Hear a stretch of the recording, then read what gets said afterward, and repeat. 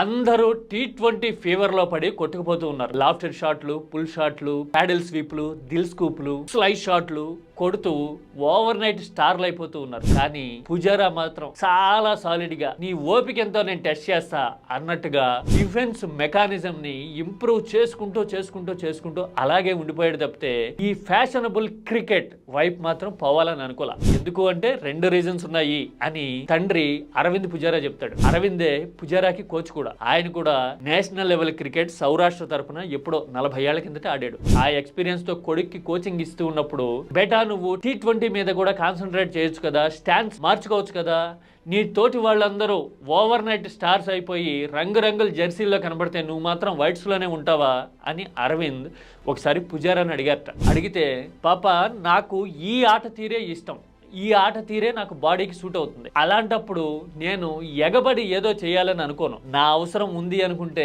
నేను ఖచ్చితంగా దేశానికి ఆడతా అని చెప్పాట. ఇది ఎప్పుడు 17-18 ఇయర్స్ ఉన్నప్పుడు. అన్నట్టుగానే టీమిండియాలోకి ఎంటర్ అవడమే కాదు, ఫస్ట్ 50 టెస్టుల్లో 55 యావరేజ్తో పుజారా అదరగొట్టాడు.